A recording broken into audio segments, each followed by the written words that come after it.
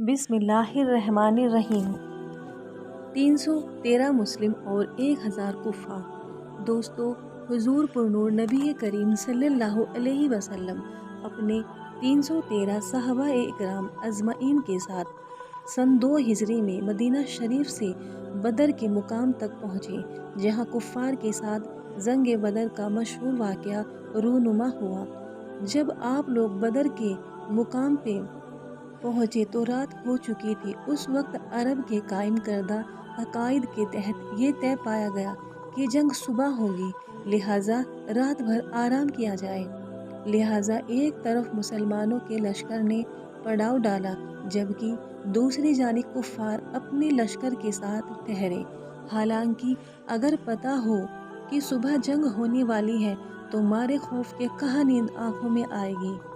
صحابہ اکرام رضی اللہ عنہم نے شہادت پانے کی خوشی میں اور جذبہ ایمانی سے سرشار ویسے بھی نہ ہو سکے کہ صبح نہ جانے کس کی قیمت میں جام شہادت نوش کرنا لکھا ہو، مگر اللہ تعالیٰ کی قدرت کاملہ کی اس ذات پاک نے تمام اسلامی لشکر کو سکون کی نیند مہیا کی کہ اس سے پہلے صحابہ اکرام کبھی ایسی پرسکون نیند نہ سوئے تھے۔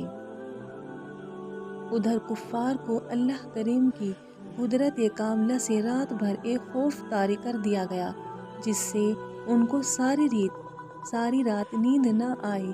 ایک اور چیز کہ اللہ نے مسلمانوں کے دلوں میں کفار کے لشکر کو انتہائی کم کر دیا، جبکہ کفار کے دلوں میں یہ خوف ڈال دیا جیسے ہی 313 نہ ہوں بلکہ 1000 ہوں۔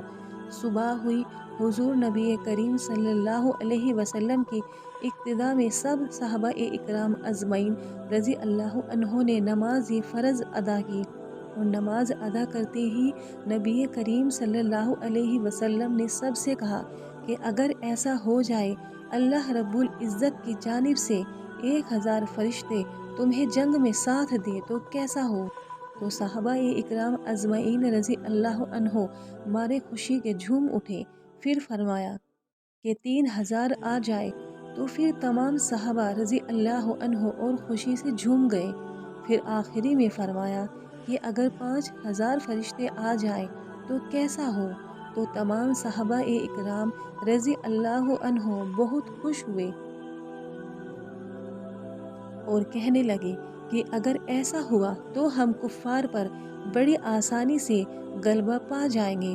قربان جائے سرکار دو عالم صلی اللہ علیہ وسلم پر کہ اس وقت اللہ رب العزت نے بھیجنے کا ارادہ نہیں فرمایا تھا، مگر جب حضور نبی کریم صلی اللہ علیہ وسلم نے فرما دیا تو اللہ کریم نے اپنے حبیب صلی اللہ علیہ وسلم کے لیے فرشتوں کی فوج بھیج دی۔ تو جب جنگ شروع ہوئی تو اللہ کریم نے فرشتوں کو حکم دیا کہ جاؤ اور اصحاب بدر کے ساتھ جنگ میں کفار سے لڑو، اور ایسے جانا کہ تمہارے ہاتھوں میں تیر اور تلوار ہو، جنگی لباس میں جانا۔ تو حکم باری تالا پاتے ہی فرشتوں کی جماعت سردار ملائکہ حضرت جبریل علیہ السلام کی قیادت میں اصحاب بدر کے ساتھ کفار سے جنگ کرنے آ گئے، اور یہ جنگ مسلمانوں نے فرشتوں کی غیبی مدد سے بآسانی جیت لی۔ بہت سے کفار کے سردار اس جنگ میں مارے گئے، جس نے ان کی کمر ٹوٹ گئی، اور بہت سے کفاروں کو قیدی بنا لیا گیا۔ تو نبی کریم صلی اللہ علیہ وسلم نے صحابہ اکرام رضی اللہ عنہم سے پوچھا کہ کیا کیا جائے ان کے ساتھ؟ تو سب نے اپنی اپنی رائے دی کہ ان کو قتل کر دیا جائے یا ان کو قیدی بنا کر غلام بنا لیا جائے، مگر قربان جائے آقا دو جہاں صلی اللہ علیہ وسلم پر کہ اللہ کریم نے بے شک آپ کو رحمت للعالمین بنا کر بھیجا، تو آپ نے یہ فیصلہ کیا کہ ان سے فائدہ لے کر چھوڑ دیا جائے۔ کیا بات ہے! سرکار دو عالم صلی اللہ علیہ وسلم کے پاس لوگ ان کو مارنے کی غرض سے آتے اور آپ اپنی رحمت با کرم کے صدقے ان کو چھوڑ دیتے۔ فرشتے بھی واپس چلے گئے۔ جنگ کے بعد آپ نے نماز پڑھائی۔ جب آپ نماز سے فارغ ہوئے تو ایک صحابی نے عرض کیا کہ یا رسول اللہ صلی اللہ علیہ وسلم، آپ نماز کے دوران مسکرا کیوں رہے تھے؟ तो आका सल्लल्लाहु अलैहि वसल्लम ने मुस्कुरा कर जवाब दिया कि जिब्रील अमीन अलैहिस्सलाम जंग के बाद तमाम फरिश्तों को लेकर वापस चले गए। तो अल्लाह के हुक्म से आसमान पर फरिश्तों ने उन्हें आने से रोक दिया और फरमाया कि तुम जिस मकसद के लिए गए थे उसके बिना कैसे आ गए।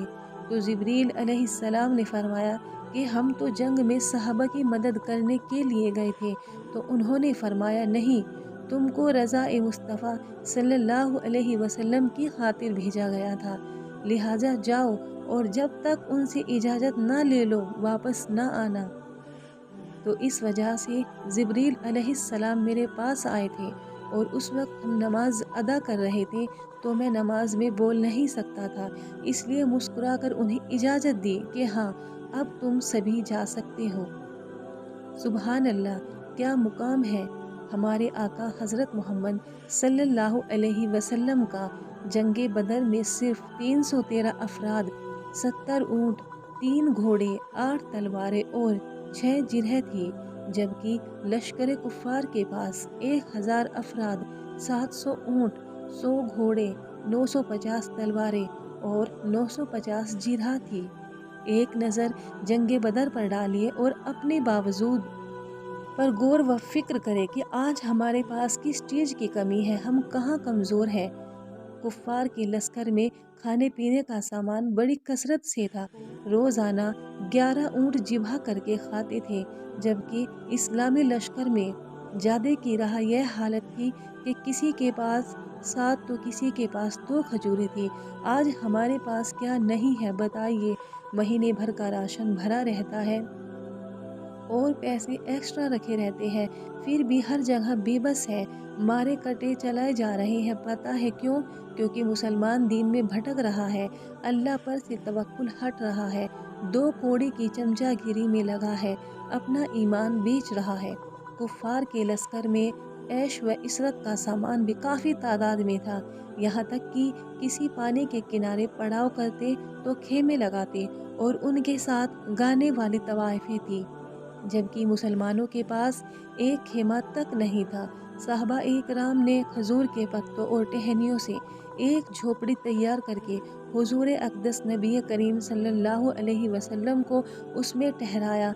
आज उस जगह मस्जिद बनी हुई है। नतीजा, कुफ़ार के लश्कर से 70 आदमी कत्ल हुए, जिनमें अबू जहल भी था। 70 आदमी कैद हुए और इस्लामी लश्कर में 14 शहीद हुए और फतह मिली। ए उम्मते मुस्लिमा, अपने आमाल दुरुस्त करें और आने वाले वक्त के लिए अपनी नस्लों को तैयार करें, क्योंकि अब शरीयत पर हमला हो रहा है, आगे और भी बहुत कुछ होने वाला है। इसलिए अपने घर की औरतों की हिफाजत करने की फ़िक्र के बजाय घर की औरतों को दीनी किताबें पढ़ने को कहिए। टीवी सीरियल और बॉलीवुड की बेहुदा हवस की फिल्मों से दूर करें।